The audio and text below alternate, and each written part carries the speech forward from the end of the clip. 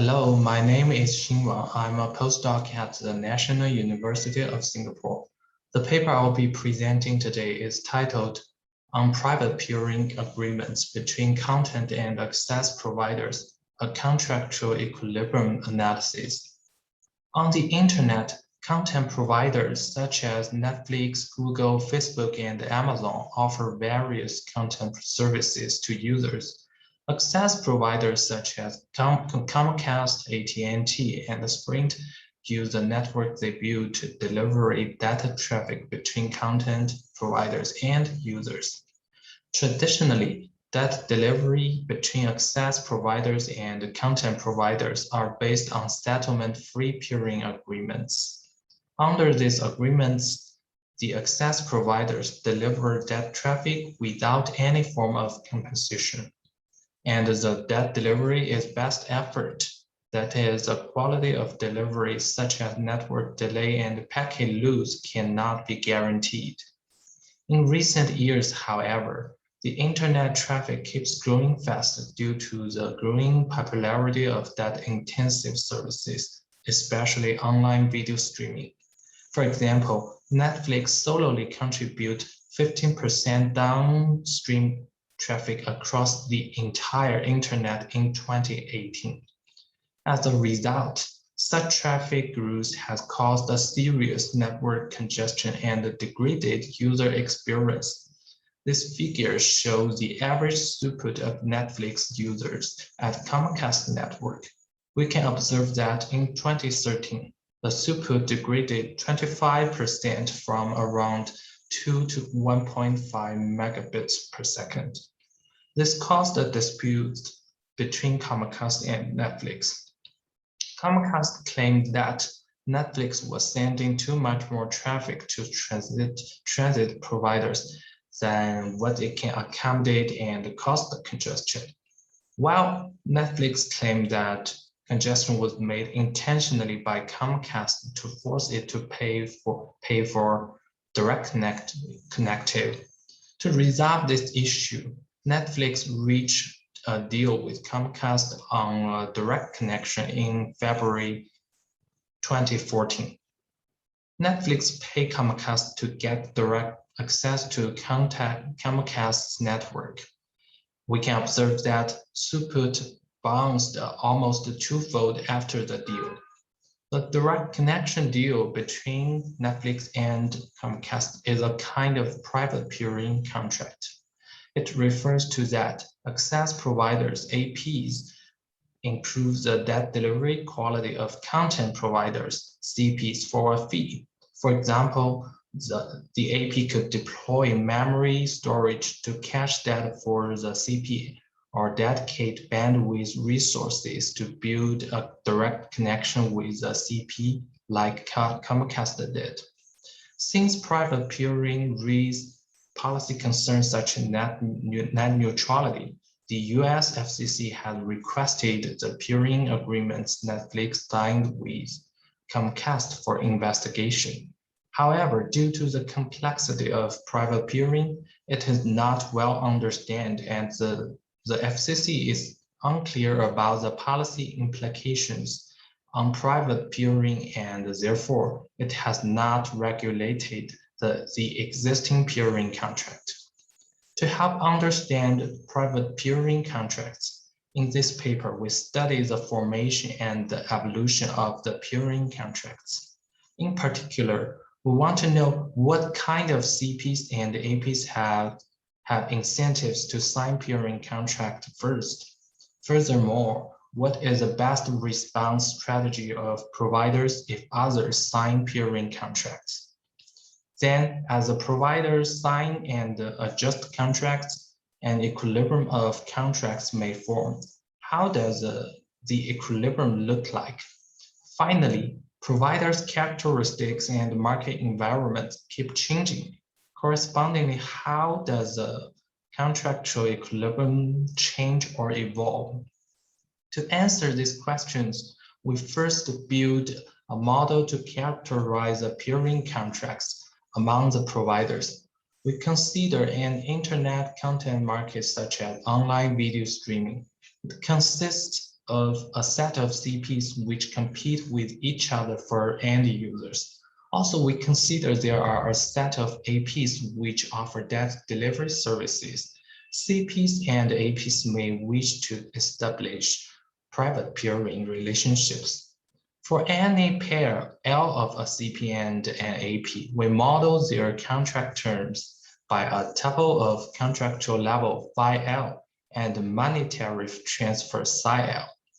The level phi L models the amount of resource AP deploys for peering link and reflect that delivery quality provided by the AP. The transfer psi L denotes the corresponding payment from the CP to the AP. We denote the entire contract profile of all providers by phi and psi. Given the contract terms, we want to know the optimal contract that is desirable for providers to reach. As profit-seeking business entities, providers negotiate the contract terms driven by their individual profits. So we need to define the provider's profits first. For any CPM, we denote its profit by PM. It equals UM phi minus some psi k. UM phi is CP's revenue from users or advertisers under contract profile phi, and some psi k is the CP's payments to all APs for peering. Notice that the CP's revenue depends not only on the contracts it involves, but also on other CP's contract, because any contracts affect the service quality for users. It influences the choice of users among alternative providers and therefore affects the profits of all providers. This reflects the competition of providers. For any APN, we denote its profit by QN. It equals some psi k minus VN. Some psi k is the APs received payments from CPs, and VN is cost for fulfilling peering contracts. Given the profits of providers, we define a contract phi L, psi L between a CP and AP is optimal if it satisfies two conditions. The first one, the contractual level phi L maximizes the aggregate profits of the CP and the AP.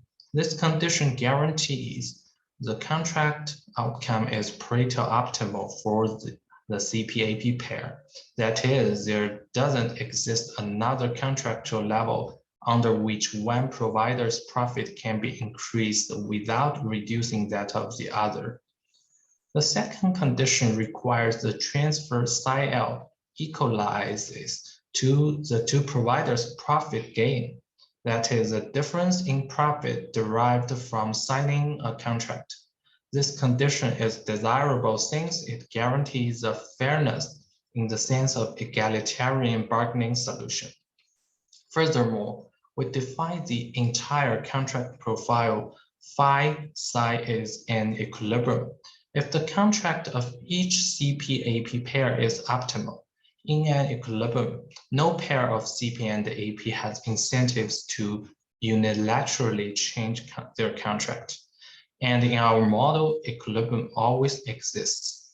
So far, we formulated the concept of optimal contract and equilibrium. In fact, they are determined by the function form of CP's revenue capital UM and AP's cost capital VN, which are influenced by their characteristics, users, and users' choices. So to analyze peering contract, we need to capture providers' characteristics and user choices over providers. We model a CP by two characteristics. One is UM, the average revenue from a user. The other is a weight RFM. It captures the intrinsic properties of the providers such as brand name and content coverage that influence user choices. As the provider's weight RFM is larger, more users choose it. And APN also has two characteristics. One is VN. It captures cost of unit resource, such as bandwidth or cache for peering. The other is a weight beta n, similar to CP. It also captures the intrinsic properties of the AP, such as brand name and the subscription price. Given the provider's characteristics, we can model user choices. We define the probability that a user chooses a pair L of CPM and APN is pi L. It is a function of the weight and contractual levels of all providers. The numerator is a product of the CP's weight alpha m and AP's weight beta n, and a function g of level phi L. Intuitively, as the weights that capture providers' properties such as brand are higher, users choose them with higher probability. The function g, the gain factor, and is increasing in the level file. It means as the contractual level file is higher, the service quality is better, and therefore users are more likely to choose the providers. Besides, this probability file of user choice can also be interpreted as the market share of the CPAP pair L. Now we can define the revenue and cost function of providers. The revenue function of a CPM equals its average per user revenue UM multiplied by the user number of the CP, which is the product of the provider's market share pi m and the total user population. The cost function of an APN equals its unit resource cost Vn multiplied by the total amount of resource it used for all peering sum phi k. So far, we have completed the description of our model. Before using the model to answer the question proposed, we introduce two important concepts. We'll show that both concepts play key roles in determining what contracts will be signed among CPs and APs. The first one is superiority relations of providers. A CP is superior to another CP if both its properties per user revenue and weight are higher. An AP is superior to another AP if its unit resource cost is lower and its weight is higher. Intuitively, superior providers has larger market power. The second concept is market dominance. We say a CP is dominant if its market share is higher than half of the market. Based on our model, now we can answer the questions on formation and evolution of private peering contracts. The first question, who or say what kind of CP-AP pair have strong incentives to sign the first peering contract? We consider a CP-AP pair has the strongest incentive to sign contract if the contract brings largest profit growth to them. Under this assumption and based on our model, the answer is that the CP and AP which are most superior have the strongest incentive to sign contract first. It means by signing peering contract and improving service quality, superior providers can attract more users and generate higher profit growth. This result helps explains why Netflix and Comcast signed the peering contract first in 2014. Because they had the largest market share at that time, their weights are the highest among all competitors and they are the most superior providers. The second question, what is the best response strategy of providers if others sign peering contracts? The conclusion is interesting. Non-dominant and dominant CPs have opposite strategies. In particular, if a CP-AP pair like Hulu and Comcast sign a new contract or increase their contractual level, non-dominant CPs such as Amazon Prime Video may decrease the level of its contract. Intuitively, due to the market cannibalism, CP should weaken its peering contracts if other CPs strengthen contracts. However, this intuition does not hold when a CP dominates the market. A dominant CP such as Netflix would increase its contractual level. Because a dominant CP has been chosen by the major of users, its incentive to strengthen contracts for higher market share is low. However, this incentive will increase when it loses users due to the competition from other CPs, and it will behave aggressively to compete for the loss of market share to other CPs. This result tells that highly competitive markets without dominant CP and monopoly markets with a dominant CP may form totally different contractual structure. Then the third question, how does contractual equilibrium look like?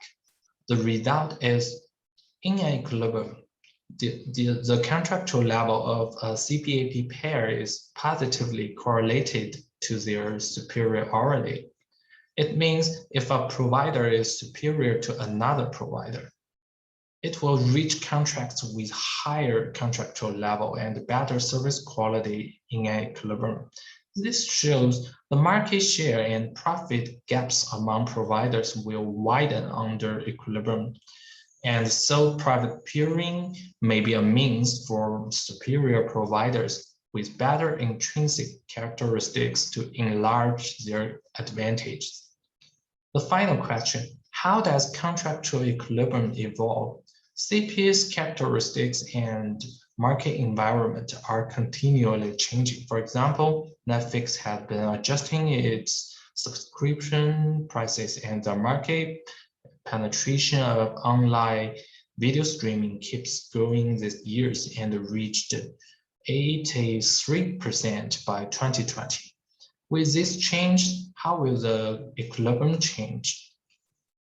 Our results show that the change of equilibrium is also relevant to market dominance. For example, when penetration of content services like video streaming increases in an equilibrium, a dominant CP will decrease its contractual levels, while non-dominant CPs will increase their levels. In summary, in this paper, we study the formation and evolution of private peering contract between CPs and APs. We built a model which introduced optimal contract and contractual equilibrium to capture collaboration and competition among providers. Based on our model, we revealed that superiority and market dominance of providers play key roles in determining their peering contract strategy. That's all. Thank you.